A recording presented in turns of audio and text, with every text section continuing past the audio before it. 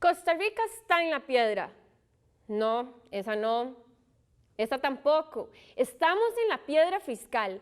Así lo anunció el presidente Luis Guillermo Solís después de que el gobierno fue a pedirle prestado a todo mundo para que le cerraran las cuentas y le fue tan mal que tuvo que empeñar 3 de sus 4 trajes y rifar unas clases de tango en casa presidencial. Improvisando. Está tan limpio el Estado que 2/3 partes de la plata que el IMA destina a personas en pobreza extrema no se giraron a tiempo.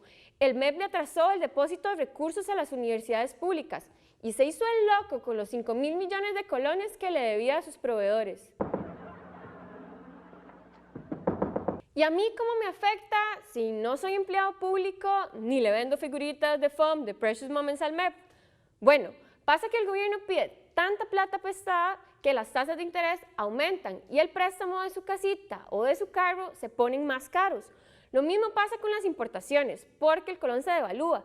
Entonces, pues toca pagar más por los juguetes del gato y los DVDs de Supercampeones y Sailor Moon que se mandó a pedir por Amazon. Arriba, ¡cuidado! ¿Y usted todavía cree que va a tener pensión?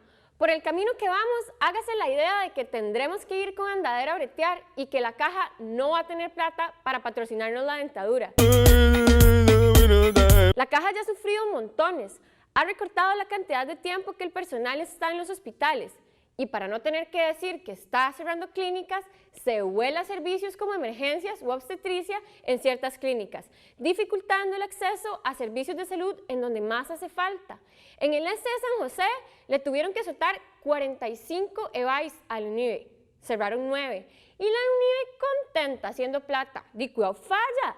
Además de la salud pública, también se han visto afectadas por la crisis fiscal la inversión en protección de la niñez, educación, cultura y en protección ambiental.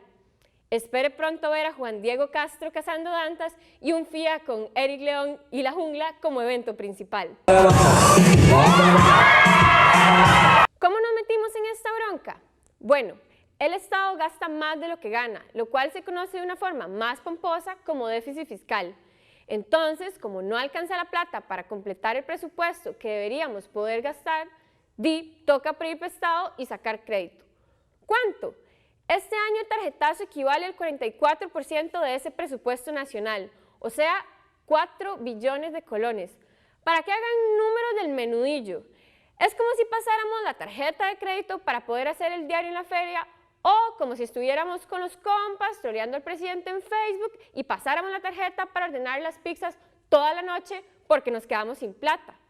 Lo peor es que cuando se logra completar el presupuesto a punta de deudas, lo primero que tenemos que hacer es pagar lo que debemos de años anteriores. 1/3 parte del presupuesto del gobierno central no se puede usar en escuelas, carreteras ni hospitales porque apenas entra la plata, hay que ir a pagarle a Credomatic. Es decir, Costa Rica lleva algunos años pidiendo préstamos para pagar otros préstamos en una espiral de pagos raros que parece interminable, como Sábado Feliz o Teleclub. Quédese usted aquí, quédate aquí.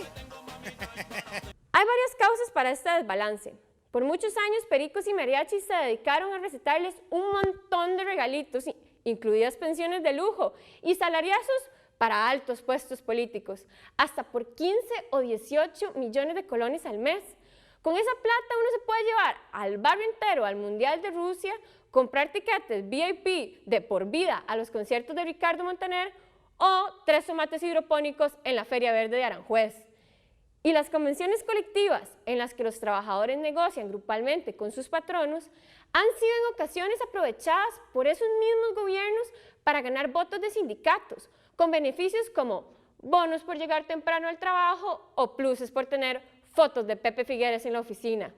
Que no nos vendan cuentos ahora con que ellos no saben nada. No sé. Otras, como la corrupción, en que se hacen inversiones sumamente ineficientes, como el préstamo finlandés, en que se compraron un montón de equipos usados y que no hacían falta, solo para que cierta gente se ganara la comisión. O como la trocha, donde sin darnos cuenta nos cobraron 50.000 millones por ir a batir barro. ¿En serio, Laura? El cierre. ¿Qué? Muy bien, una pausa. ¿Y cómo olvidar el aporte de Osquitar? No, ese no. Tampoco. El gobierno de Arias dejó a la libre a los evasores de impuestos y disparó la deuda aumentando el gasto público. Por ejemplo, contratando 11,000 personas en la caja sin fundamentación técnica, solamente para calentar nalga. Sí, literalmente, porque la mayoría de personas contratadas fueron administrativos, cuando la actividad sustancial de la caja es la prestación de servicios de salud.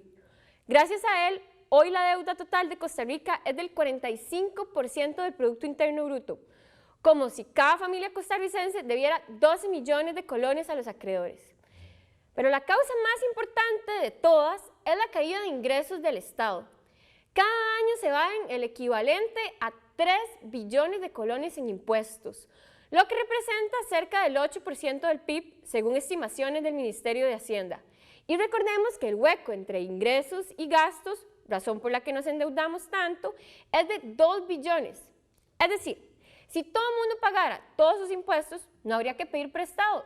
Y hasta nos sobraría para cambiar el tren modelo cafetera 85, hacerle techo a las escuelas que se están cayendo y comprar una dotación grande de Coca-Cola para sacarle el derrumbe al puente del ferry de Paquera. Bueno, entonces, ¿por qué no cobramos eso y ya? Bueno, no es tan fácil. Resulta que quienes no paguen impuestos no son precisamente personas indefensas.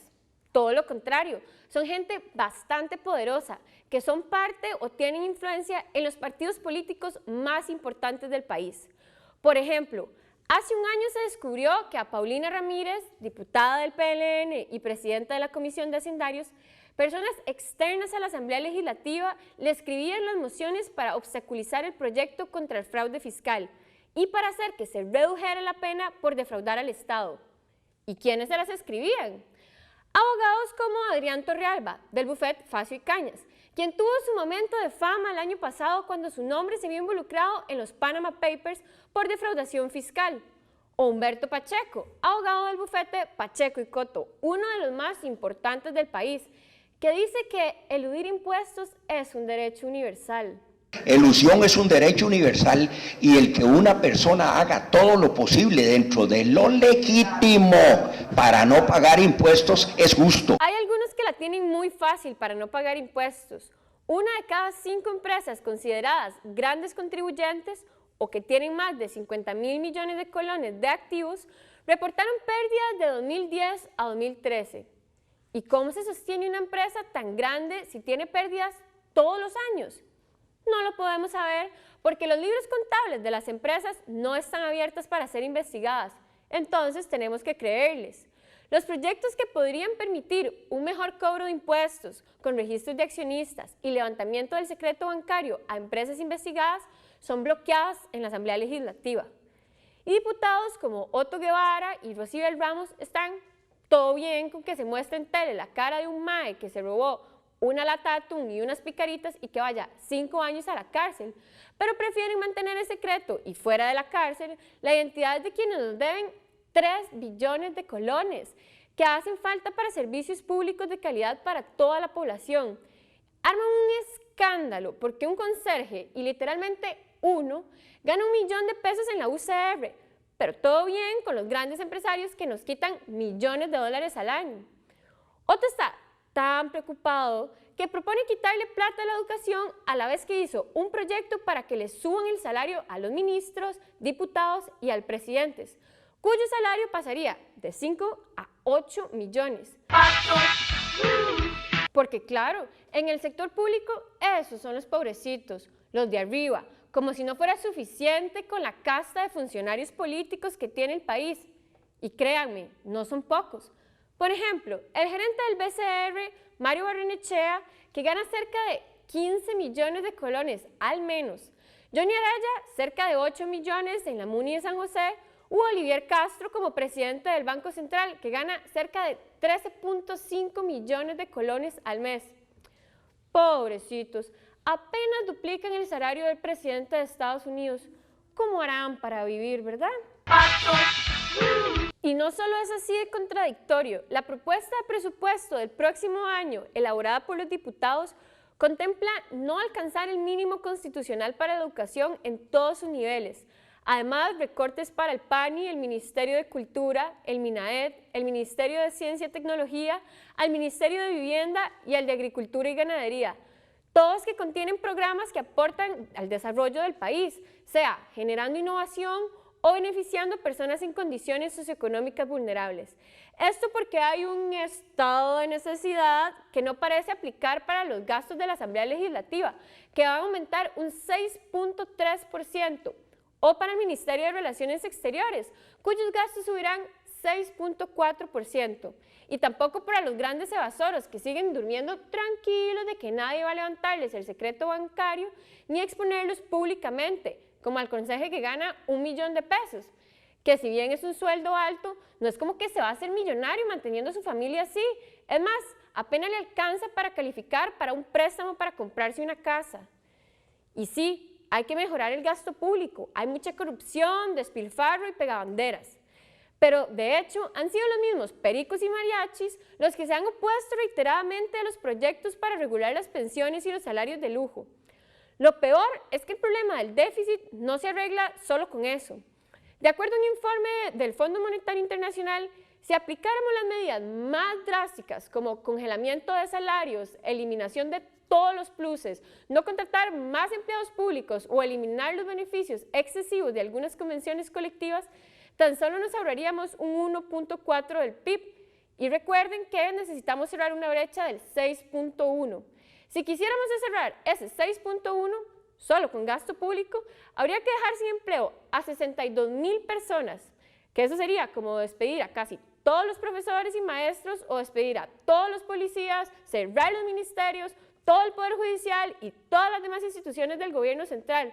Y aún así no llegamos.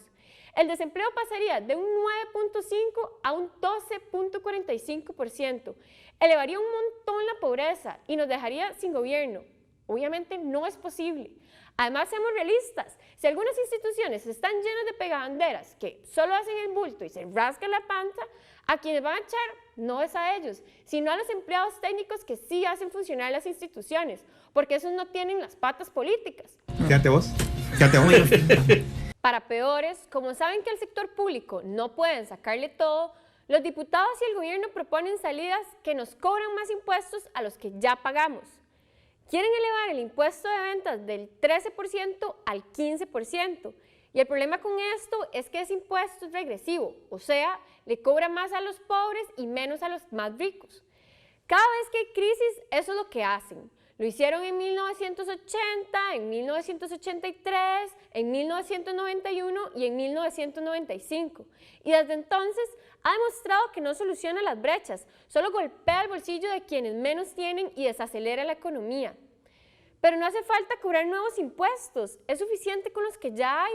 Como explicamos antes, con solo cobrar todos los impuestos que se deben pagar en el año, ya cerramos el déficit e incluso nos sobra un montón de plata.